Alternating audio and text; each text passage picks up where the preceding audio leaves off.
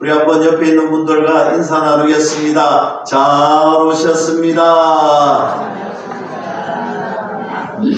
우리 앞뒤로 한 번 더 인사하겠습니다. 말씀에 은혜 받읍시다.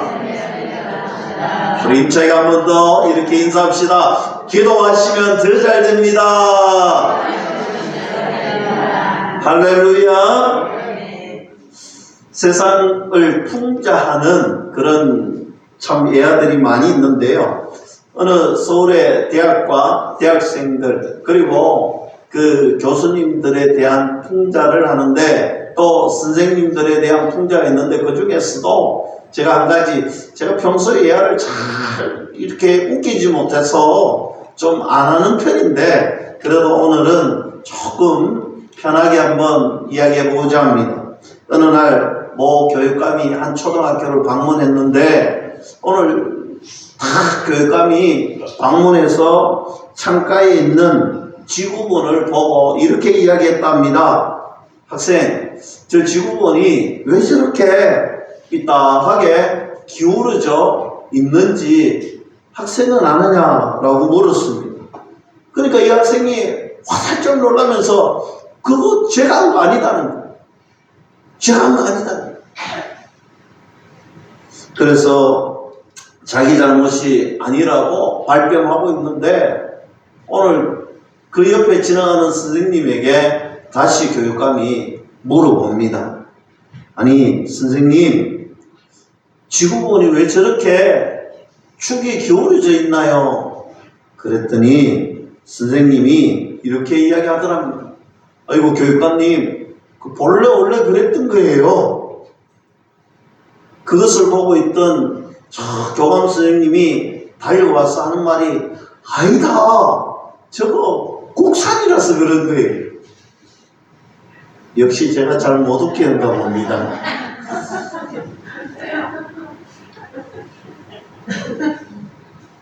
제가 드리고 싶은 말씀은 그런 거죠. 요즘 이 시대가 참 개인주의고 또 무언가가 자기가 책임을 지지 않으려고 하는, 자기는 전혀 관심이 없고 세상에 대한 어떤 관심거리는 없는데 무언가 자기의 권리를 박탈당하지 않으려고 애쓰는 풍자의 예화입니다. 사랑하는 성도 여러분, 잠언 말씀에 보면 깨달음이 없는 자는 멸망하는 짐승과도 똑같다라고 말씀합니다. 깨달음이 있는다는 것은 우리에게 좀 더 깊이 생각할 수 있는 하나님이 주시는 귀한 자아가, 인격이 있다라는 것입니다. 어떤 사건이 일어납니다. 여러분, 어떤 사건이 일어날 때 우리가 무엇을 생각해야 되느냐라는 문제지요. 문제는 어떤 사건이었느냐, 이것이 문제가 아니에요. 그 사건을 대하는 우리의 자세가 참으로 중요합니다. 어떤 일을 당했느냐라고 묻지 마십시오. 문제는 그것을 대하는 나의 태도라는 것입니다. 우리가 하나님 앞에 실수는 할 수 있어도 실패는 하면 안 되는 것입니다. 실수는 우리가 지나가는 하나의 과정입니다. 실패는 결말이잖아요. 제가 늘 하는 말이 믿음은 동굴 인생이 되면 안 된다. 터널 인생이 되어야 된다. 여러분, 우리 인생이 꽉 가도 막혀 있으면 그건 믿음이 아니잖아요. 지금 당장 막혀 있고 캄캄할지라도 저 끝에는 우리에게 예수 그리스도의 빛이 환하게 비추어져 있다라는 사실을 믿고 소망의 인내를 가지고 걸어가는 거예요. 이것이 바로 실패자가 아니고 실수를 겪은 성공자가 되는 것입니다. 그래서 실수라는 것은 우리에게 성공을 향하여 걸어가는 하나의 과정일 뿐이다라는 것입니다. 사랑하는 성도 여러분, 실수가 반복되더라도 좌절하지 마시고 어려워하지 마시고 넘어지지 마시고 하나님이 나를 도우시고 일으키시고 나와 함께 하신다는 사실을 분명하게 기억하시면 우리는 언제나 승리자가 될 수 있다는 사실을 믿을 수 있기를 축복합니다. 제가 설교 시간에 이하도 잘 사용하지 않지만 사실 세상 이야기도 잘 하지 않습니다. 그런데 오늘 이 아침에는 우리 모두가 지금 염려하고 걱정하고 있는 사건이 있잖아요. 계엄령을 비롯하여서 탄핵 정국이 되고 예산을 삭감하고 정말 의회주의가 망가져 있고 여러분 하룻밤 사이에 경제가 왔다 갔다 하고 대의 신용도가 떨어지고 있는 이 시대에 그럼 우리는 어떻게 해야 할 것인가? 여러분 그것만 바라보고 거기에만 함몰되고 이런 문제가 있습니다. 이런 문제가 있습니다. 이런 문제가 있습니다. 여러분 그 문제 누구 때문에 출발했습니까? 다 우리 때문에 시작이 된 거예요. 우리가 하기 나름이라는 거. 믿음의 식구들이 언제부터 우리가 기도하지 못했고 세상에 대해서 빛의 역할을 어둠을 몰아낼 수 있는 역할을 하지 못했고 우리가 하나님의 자녀답게 살지 못했음이 분명한 것입니다. 하나님은 저와 여러분들을 통하여서 깨달음을 주시고 이 깨달았을 때 우리는 하나님의 의의 길로 돌아가야 되는 거예요.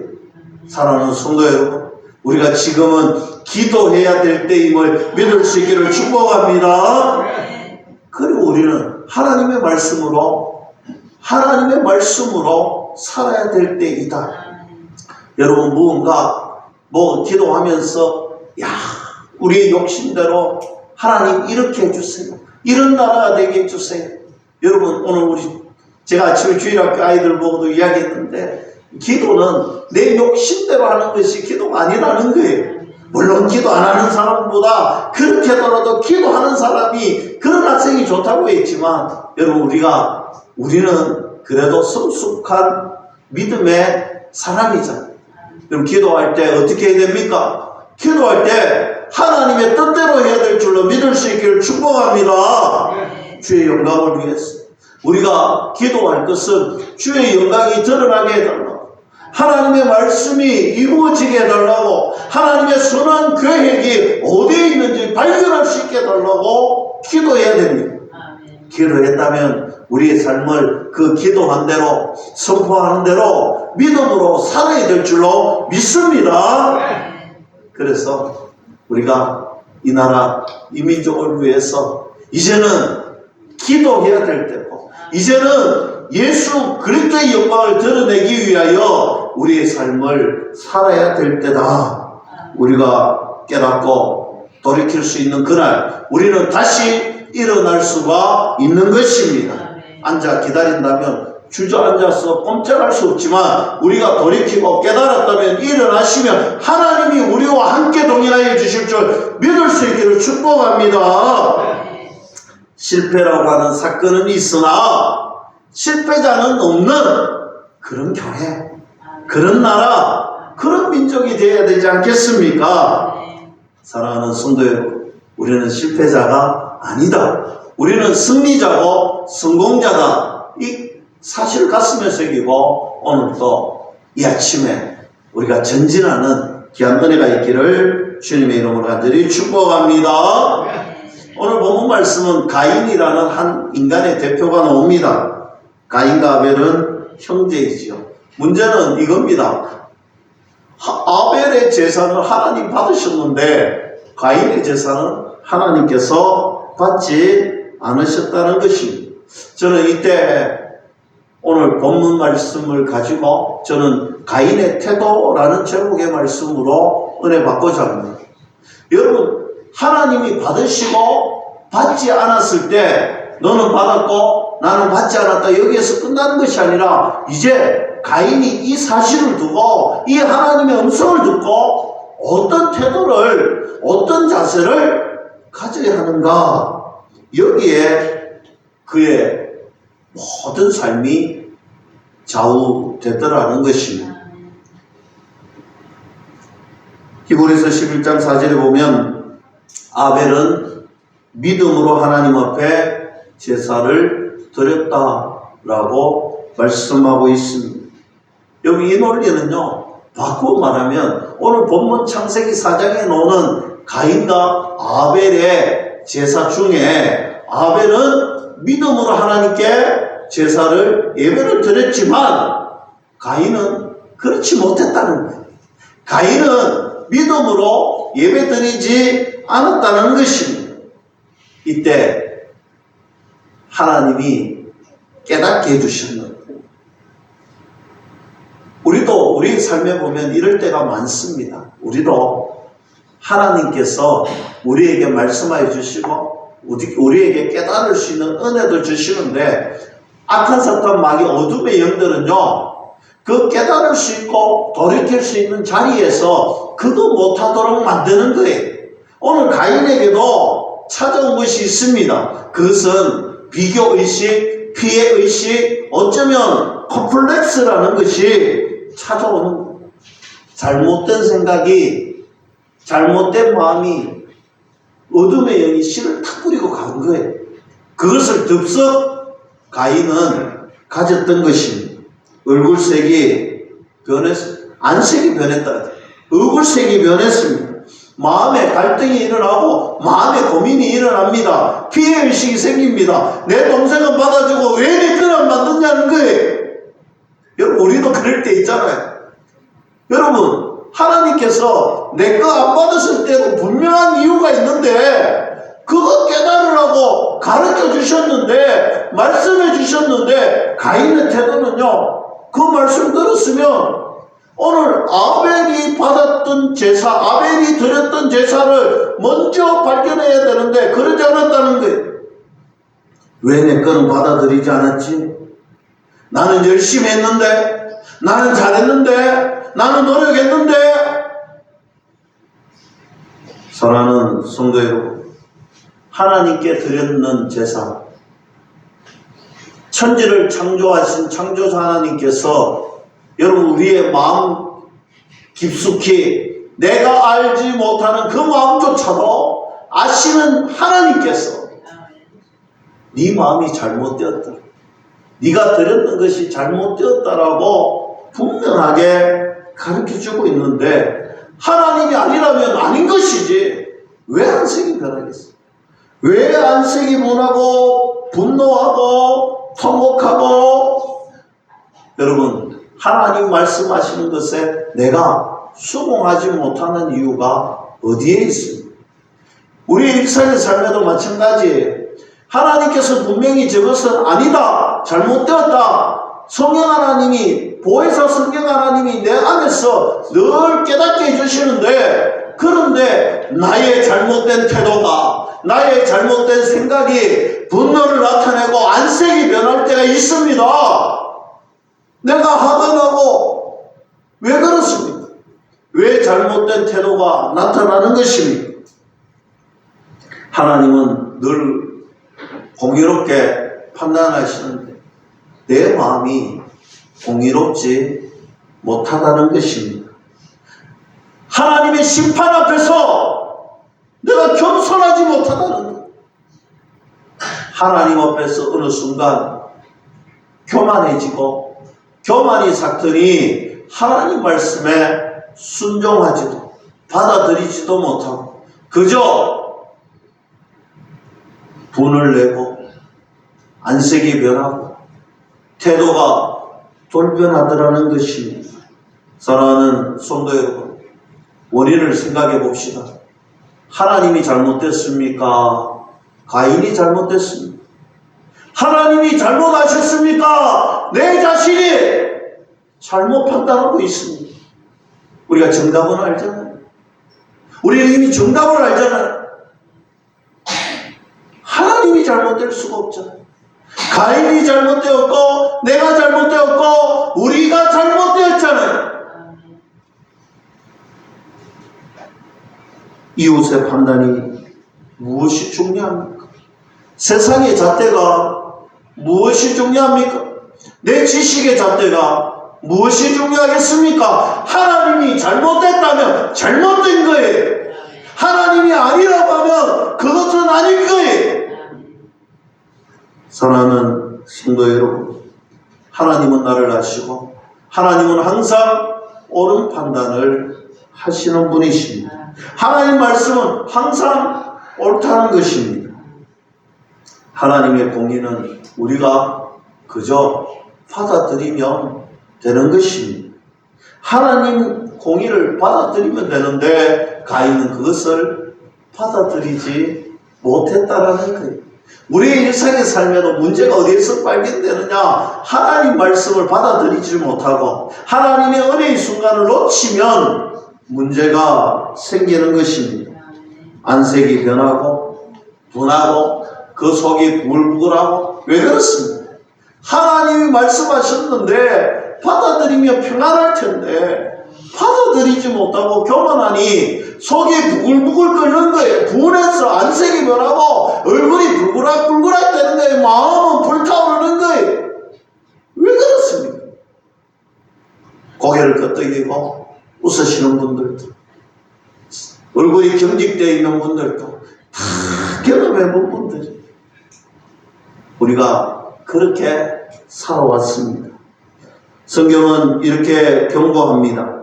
너가 선을 행했으면 왜 낯을 들지 못하느냐? 너의 선함을 점검하라라고 경고합니다. 또 죄의 손은 너에게 있으나 너는 죄를 다스리지.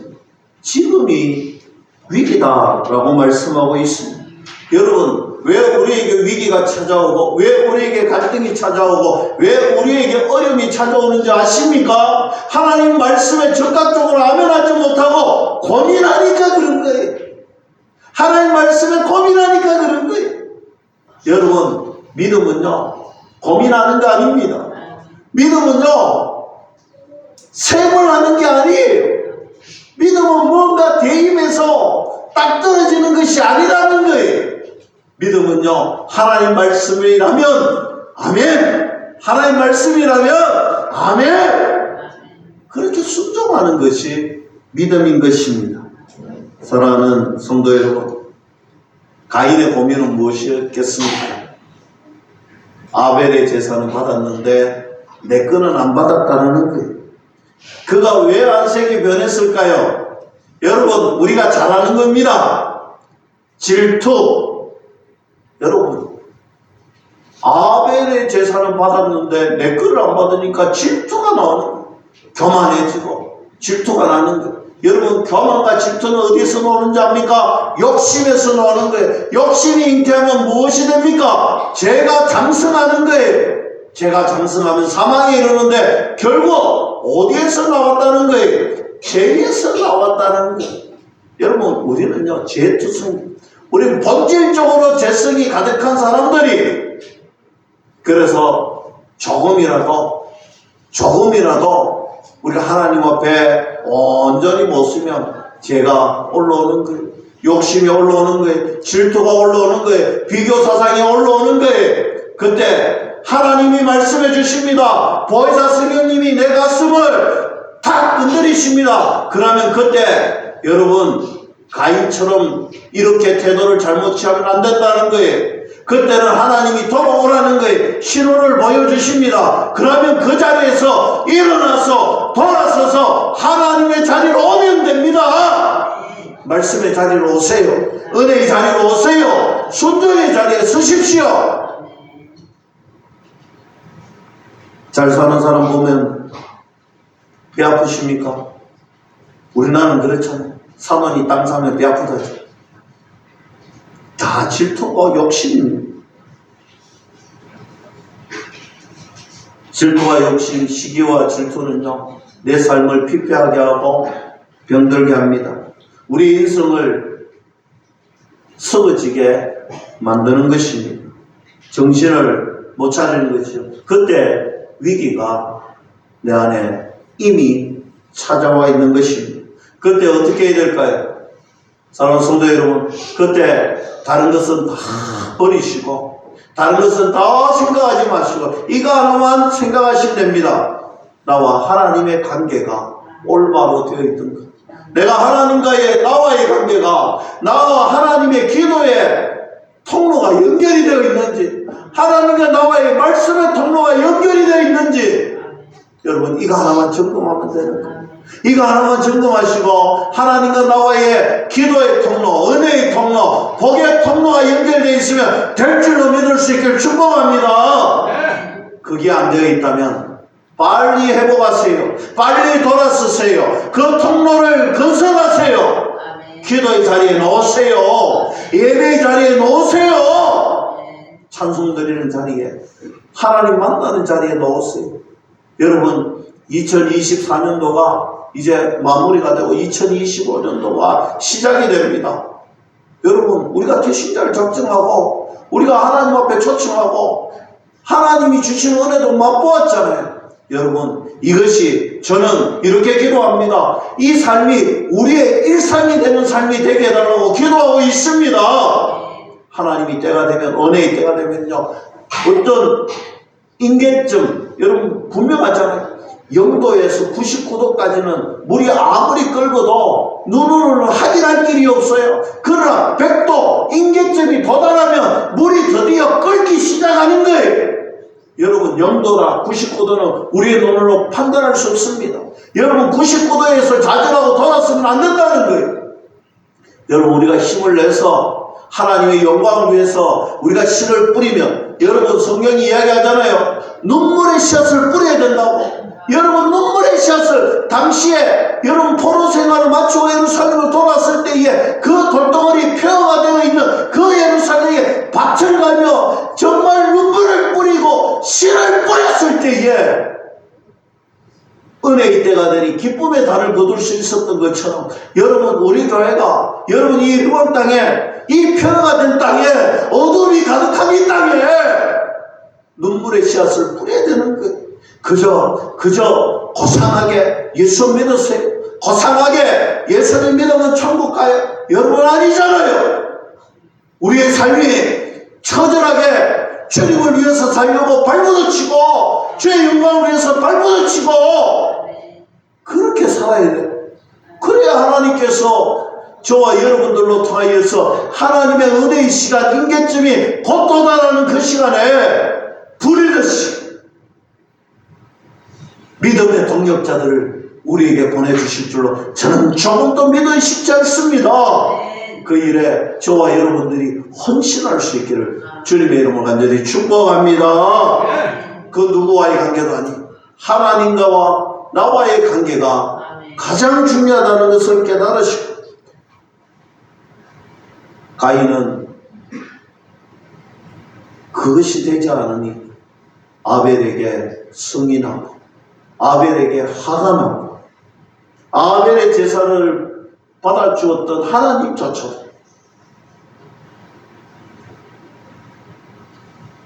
그는 결국 씻을 수 없는 길을 걸어갔던 것입니다.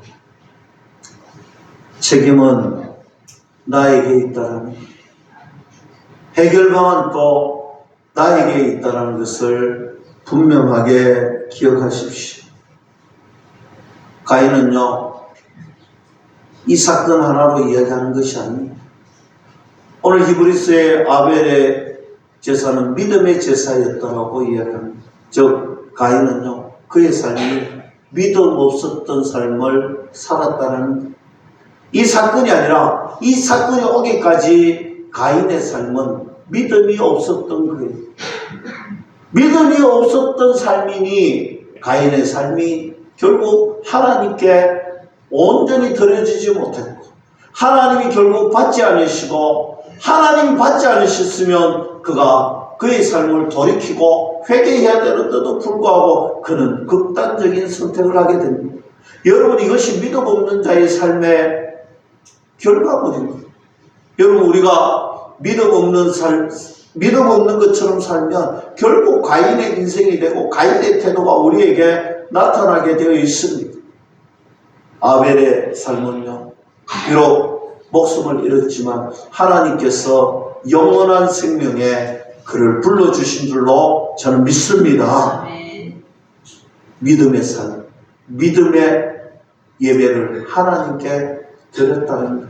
그의 삶이 믿음의 삶이었다는 것입니다. 우리도 마찬가지입니다. 지금 당한 현실이, 지금 결과물이, 여러분 우리의 삶이 걸어온 원인이 있고 살아온 가정이 있다는 사실을 분명하게 기억하세요. 그리고 우리의 삶의 앞으로의 미래의 결과물들도 마찬가지입니다. 지금 현재 나의 믿음의 삶이, 나의 은혜의 삶이 결국은 은혜의 열매, 하나님 주시는 은혜의 열매, 믿음의 열매, 성령의 열매를 거둘 수가 있다. 믿을 수 있기를 축복합니다. 한 예화를 드리고 이제 말씀을 정리하려고 합니다. 여러분 1954년 미국 오하이주에서 세계적인 골프 대회가 열렸습니다. 아놀드 파마라는 25세 청년이 우승을 합니다. 우승할 때에 그 하는 소리가 참으로 컸습니다. 박수를 치는 관중들 중에 14살 난 잭 니콜라우스라는 소년이 그 광경을 보고 박수를 치며 굳게 다짐합니다. 나도 빨리 커서 나도 골프의 왕자가 되리라. 정말로 그 일은 1960년도부터 이루어지기 시작합니다. 미국의 오픈 대회에 아놀드 파마가 1등을 하고 잭 니클라우스가 2등을 합니다. 그때 이후로 아주 오랜 기간 동안 아놀드 파마가 1등을 하든 잭 니클라우스가 1등을 하든 서로가 경쟁을 하면서 지나옵니다. 많은 기자들이 이렇게 생각합니다. 저렇게 치열하게 1, 2등을 다투니까 둘 사이가 참으로 편치 않을 거야. 그런데 여러분, 이 두 사람은요, 일생을 참으로 사이좋게 베스트 프렌드로 살아왔습니다. 이유가 뭐냐고 물어보니 어느 날 아놀드 파마가 잭 니클라우스에게 기속말을 한 것이 드러났습니다. 우리가 이제 나이도 많이 들었지. 잭, 너가 있어서 나는 참 행복하고 고마웠단다. 여러분, 참으로 고맙다라는 이 말에 기자들이 물었습니다. 왜 그렇게 고마워하느냐, 그렇게 사랑의 표현을 했느냐. 그때 이렇게 대답했다고 합니다. 잭이라는 나의 헬퍼가 있었기 때문에 내가 여기까지 왔노라. 많은 사람들은요, 두 사람이 서로 대적하는 대적자인 줄 알았는데 알고 보니 두 사람은 서로가 서로를 대적자가 아니라 헬퍼, 도움을 주는 자로 알았다는 거예요. 여러분, 우리의 삶은요 그렇습니다.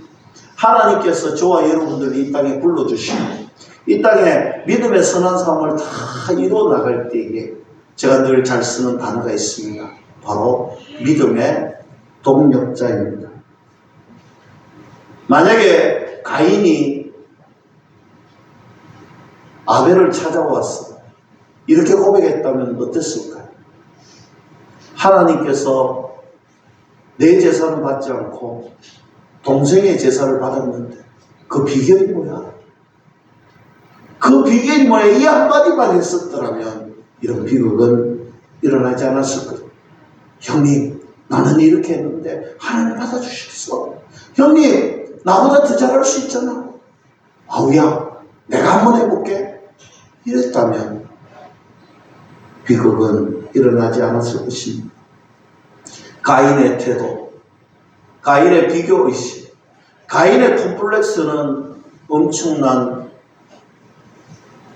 비결, 참으로 아름답지 못한 일로 끝을 맺었지만 저와 여러분들의 삶은 이것을 바라보면서 아름다운 삶, 아름다운 태도, 아름다운 은혜가 있는 자리로 나아갈 수 있는 힘을 얻고 용기를 가지고 그리고 지혜를 가지게 됩니다.